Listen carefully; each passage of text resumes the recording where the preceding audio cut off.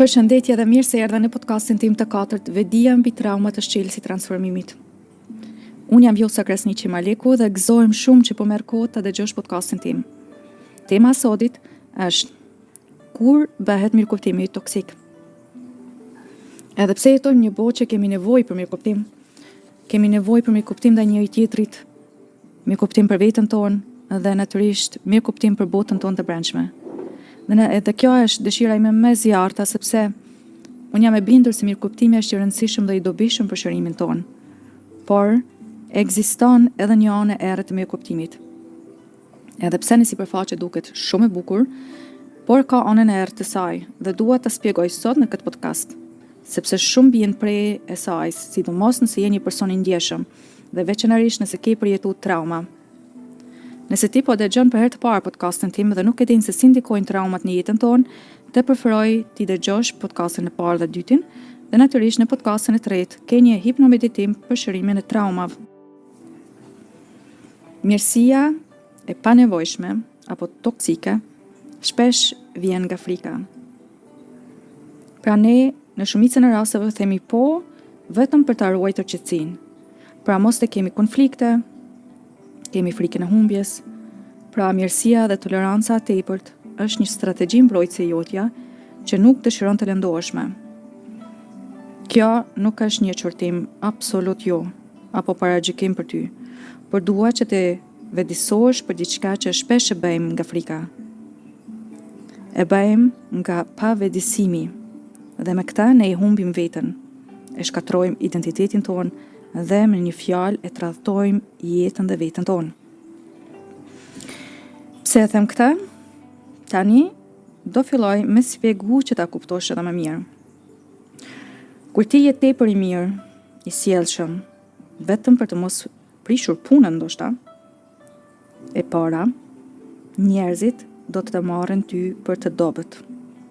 Nuk do të respektojnë, ti të i kalojnë kufit e tu, sepse as ti vetë nuk respekton veten, atëherë të tjerët do të shfrytëzojnë edhe manipulojnë vazhdimisht. Dhe nëse jemi të sinqertë, pa paragjykime, shumë herë mirësia tepërt nuk vjen nga dashamirësia e vërtetë, por nga frika. Frika nga refuzimi, frika nga mospranimi, frika nga gjykimi, frika nga gabimi e tjerë pra. E çfarë ndodh me ne nëse ne e lejojmë frikën të na drejtojë? Kur frika kontrollon sjelljen tënde, ti përkulesh. Edhe fjala përkulje e ngatroi njerëzit me përulësi. Këto janë dy bota të ndryshme. Përulësi është kur ti e kupton se askush nuk është më i vlefshëm se ti dhe as ti nuk je më i vlefshëm se të tjerët. Para Zotit jemi të gjithë të njëjtë. Dhe askush, as ti dhe askush në botë nuk është Zot që ti të ju përkulesh. Tjetër, kur frika të kontrollon sjelljen tënde është ti i shman konfliktet me çdo kusht, në vend që të konfrontohesh me to dhe të kërkosh zgjedhje. Ti heq dorën nga qëllimet, nga dëshirat, nga nevojat e tua, pra e humb identitetin tënd. Dhe përfundon duke u ndier bosh dhe i zhgënjur. Ironia këtu është se ti, në përpjekje për të mos humbur, ti humb më shumë. Humb respektin e të tjerëve dhe natyrisht respektin tënd. Mirësia e panevojshme të dobëson. Edhe pse shumë nga ne mendojmë të qenë gjithmonë i mirë është gjëja më e drejta, por e vërteta është e hidhur. Ajo bën që të tjerët me vedije apo pa vedije të t'i shkelin kufit e tu. Ajo bën që njerëzit mos të marrin seriozisht. Ajo hap derën për shfrytëzim dhe manipulim. Dhe në fund, ajo bllokon rritjen tënde profesionale dhe atë personale. Nëse ti je gjithmonë i gatshëm të japësh, të ndihmosh, të thuash po, njerëzit fillojnë të të shohin si një person që nuk ka kufi, dhe kur dikush nuk ka kufi, ai humb autoritetin. Sekreti është këtu. Njerëzit nuk të respektojnë sepse je njeri i mirë, por ata të respektojnë sepse di të thuash jo kur është e nevojshme.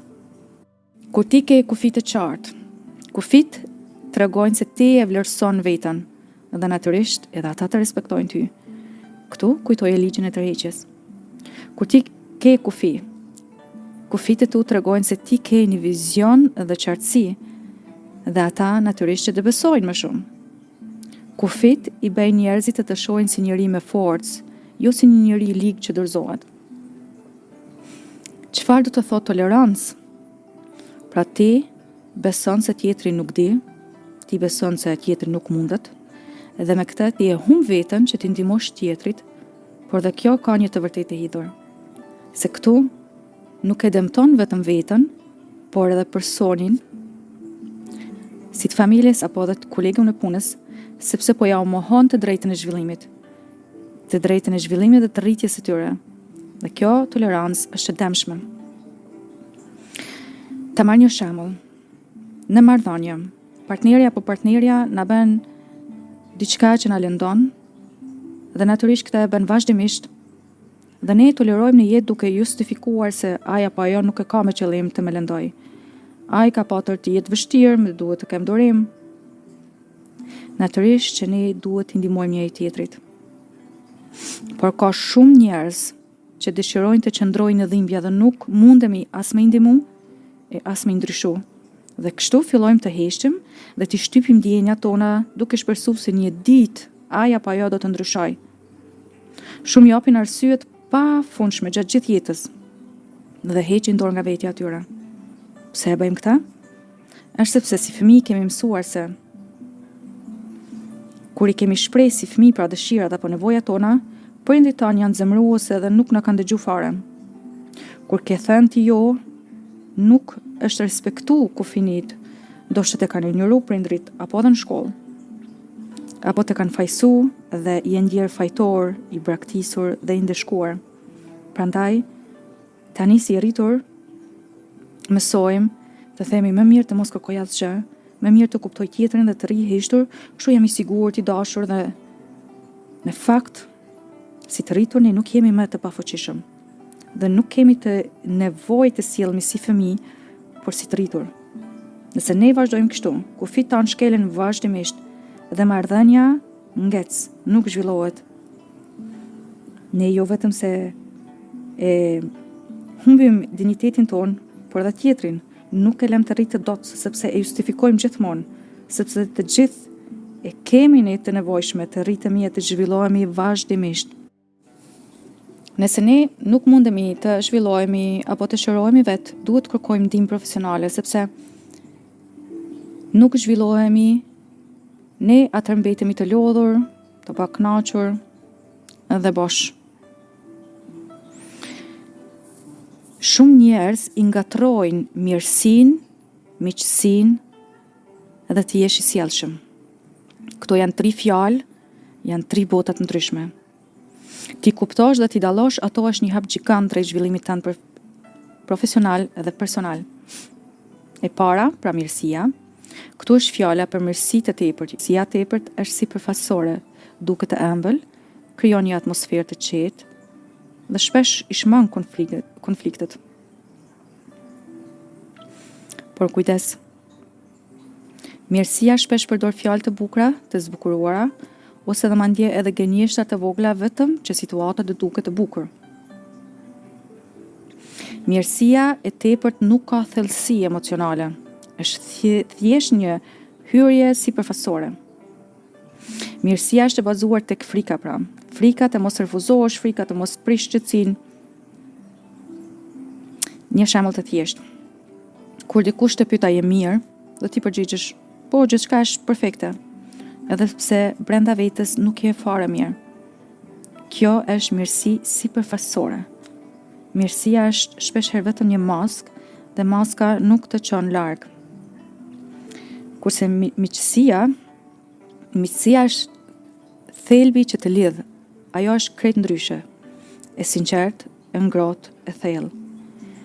Miqësia është autentike. Ti shfaqesh pikërisht ashtu siç je.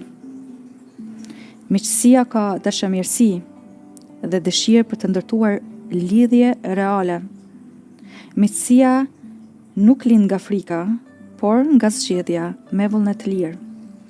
Si për shembull, kur një mik i ytit të vjen tek ti dhe ti thua, sinqerisht sot jam i lodhur, por dua të të dëgjoj sepse më intereson se si je ti saktësisht. Kjo është miqësi. Miqësia është lidhëse dhe jo maskë. Dhe treta, sjellshmëria. kjo është krejt një dimension tjetër. Ajo nuk lidhet as me frikën e as me afërsi emocionale, por me rregulla shoqërore dhe respekt. Sjellshmëria është formale, pra normative. Ti je i sjellshëm edhe me dikë që nuk e njeh. Sjellshmëria të jep dinjitet pa u nënshtruar. Si për shembull, kur dikush diçka të kërkon të tepërt, do t'i thua: "Do të ndihmoja me qef, por këtë herë nuk mundem. Shpresoj ta kuptosh." Kjo është sjellshmëri, jo mirësi, jo miqësi, por një formë e fortë dhe e rëndësishme e respektueshme e komunikimit. Sjellshmëria lejon të vendosësh kufi pa prish marrëdhënien. Çfarë na ndihmon ne që të dalim nga ky toksitet, pra, nga mirësia dhe toleranca e tepërt? Unë sot do të t'i jap ty 4 shtylla që do të ndihmojnë. Shtylla e parë është vedije e qartë. Pra ti bën pyetje vetës: ku po justifikohem unë? Ku po hesht unë nga frika? Qartësia është fuqizim, me vedije vijnë vendime të reja. Dhe shtylla e dytë është vetë përgjegjësia. Pra për çdo gjë ne jemi vetë përgjegjës. Dhe këtu duhesh të vendosësh që të dalësh nga varësitë emocionale. Jepu hapësirë emocioneve të tua. Kjo mund të të kërkojë ndoshta mbështetje profesionale, por edhe kjo është forcë, jo dobësi. Dhe shtylla e tretë, bëje të vetëdijshme vlerat e tua. Vlerat lidhen me dinjitetin dhe integritetin tënd. Kur i ke të qarta, e para kupton veten dhe natyrisht të kuptojnë edhe të tjerët me lehtë. Sa më shumë i ndjek vlerat tua, aq më shumë mbron dinjitetin tënd pra. Dhe shtylla e katër është kufit e tu pra. Kufit nuk janë dënim, por janë kujdes. Një po për veten nuk është jo për tjetrin, por është ftesë për marrëdhënie më të vërtetë, jo sipërfaqësore. Nëse nuk i njeh vlerat dhe kufit e tu, ta preferoj ta lexosh librin tim Strategji të jetës magjike. Ata mund ta gjesh edhe në PDF në websitën time www.vjosakrasniqimarleku.ch. Pra si ta kuptosh se po të manipulojnë ose po të shfrytëzojnë ty. Pra manipulim do të thotë ndikim në ty. Ka disa shenja të qarta dhe pse shumë e bëjnë edhe pavetëdijshëm, por shumë edhe shfrytëzojnë atë. E para, përsëritja e kërkesave. Nëse dikush të kërkon vazhdimisht diçka, edhe pasi që ke thënë jo, ose edhe pasi e ke bërë disa herë, kujdes, kjo është shenjë manipulimi. E dyta, mungesa e ndërsjellët. Një marrëdhënie e shëndetshme duhet të marrë dhe të jep. Nëse ti jep, por tjetri nuk është aty për ty, kur ti ke nevojë, atëherë marrëdhënia është e njanshme dhe jo shëndetshme. Dhe e treta, krijimi i ndjenjes së fajit. Kur dikush të bën të ndihesh fajtor që nuk ja plotson një kërkesë të tij, edhe pse ti nuk ke pse të ndihesh fajtor. Edhe ky është manipulim. E katërta, mos respektimi kufive tu. Nëse thua qartë nuk mundem këtë herë, dhe tjetri nuk e respekton, por vazhdon të shtyjë edhe është shej që nuk të respekton ty. Çfarë duhesh të bësh ti këtu? Pra ti duhet të vendosësh kufi me sjellshmëri. Dhe njerëzit që respektojnë kufit e tu, të respektojnë edhe ty. Si për shembull, nëse një koleg të kërkon gjithmonë të marrësh punën e tij dhe mandje të lavdëron më shumë siç duhet, kujdes, lavdëratat janë manipulime. Në vend që të dorëzohesh, ti thuaj: ti kisha ndihmuar me qef, por të kam ndihmuar shumë shpesh dhe pastaj nuk isha kapacitet më ta kryj punën time. Dhe unë jam i sigurt që do me kuptosh këta. Ka që thjesht, ti i qartë, i sjellshëm dhe i fortë. Çfarë të ndihmon shumë është të kesh pra qëllime. A ke vërejtë se kur nuk ke qëllime të qarta, nuk ke asnjë drejtim. Dhe është shumë e lehtë të thuash po për gjithçka. Dhe mirësia pa qëllim është si një bark pa timon. Lëviz vetëm në rrugë, në rrymë, sipas kushteve të tjerëve. Qëllimet të ndihmojnë edhe të i kuptosh të tjerët. Kur ti i njeh qëllimet e tua, bëhesh më i aftë të i kuptosh edhe qëllimet e të tjerëve. Dhe ti mund të thuash, unë kam këtë qëllim tani, ti ke tjetrin, dhe kaq ishte rrugtimi jonë, që ne të ecim së bashku. Më vjen keq, por duhet ta pranojmë këtë realitet. Kjo është shumë e sinqertë, është miqësore dhe mbi të gjitha është ndershme. Mirësia pa nevojshme shpesh të largon nga rruga jote, nga qëllimet e tua. Në vend që të pyes se çfarë dua unë, të pyet çfarë do tjetri nga unë. Dhe sot një ushtrim të vogël për ty. Kujtoje një situatë të fundit kur ke thënë po, sepse kishe frikë të mos refuzohesh. Dhe shkruaje çfarë frike konkrete ke ndjejt. Ke ndjejt mospranim, gjykim, apo humbje marrëdhënieje. Çfarë ke ndjejti? Çfarë të shtyri të thuash po? Dhe pastaj, imagjinoje si mund të reagosh me sjellshmëri dhe me miqësi herën tjetër, duke thënë jo, kur ti e ndjen ashtu. Dhe vendos që herën tjetër të thuash pikërisht ashtu. Edhe frika nuk është ligësi, por është ftesë për të rikthy tek vetja jote. Dhe nga sot që po e dëgjon këtë podcast, fillo të thuash me qetësi jo. Fillon nga gjëra të vogla, si për shembull, dikush të ofron diçka që ti ndoshta nuk e do, qoftë edhe një ëmbëlsirë, dhe ti thua shkurt, jo faleminderit, dhe nuk ke nevojë të justifikohesh me orë të tëra. Thuaj thjesht me ton të qetë. Dhe ja disa shembuj praktike. Nëse je në punë, thuaj, e kuptoj që ke nevojë për ndihmë, faleminderit që mu drejtove mua, por këtë herë nuk mund të marr më shumë detyra, por ruaj balancën time. Në familje, i thua të dua shumë, por këtë të diele me duhet kohë për veten, nuk mund të vi, me fal. Në shoqëri, thua thjesht jo, nuk më pëlqen ta bëj këtë, por ndoshta mund të ndihmoj në një formë tjetër. Dhe çfarë ndodh kur kufit bëhen të natyrshëm? Atëherë ndodh diçka magjike. Njerëzit të respektojnë më shumë, marrëdhëniet bëhen më të shëndetshme, nuk ngecin pra. Ti ndihesh më i lirë dhe më i sigurt. Fjalët e tua përshojnë më shumë sepse nuk i ai që pranon çdo gjë. Në jetë, çdo marrëdhënie, qoftë profesionale apo personale, duhen të dy palët të fitojnë. Duhet të ketë marrje dhe dhënie të barabartë. Si respektin, si vlerën, si ndihmën, çdo gjë pra. Ti jep, por edhe merr. Ti ndihmon, por edhe ndihmohesh. Ndërsa marrëdhëniet e njëanshme, që janë ato toksike, ku vetëm njëra palë përfiton. Ti je ai gjithmonë që sakrifikohesh, ti jep, por nuk merr. Ti ndihmon, por askush nuk është aty kur ti ke nevojë për dikë. Ti atëherë humb energji në vend që të mbushësh, ti humb respektin në vend që të respektohesh, ti humb kohën që duhet të përdore ndoshta për ndonjë qëllim, për qëllimet e tua që ti të zhvillohesh pra, apo që ty të mbushin me energji të bëjnë të lumtur. Edhe një herë, nëse përpiqesh të ndërtosh marrëdhënie duke qenë gjithmonë i mirë, dështimi është i garantuar. Pra përdore edhe zemrën, por edhe mendjen, sepse zemra pa mendje është dobësi.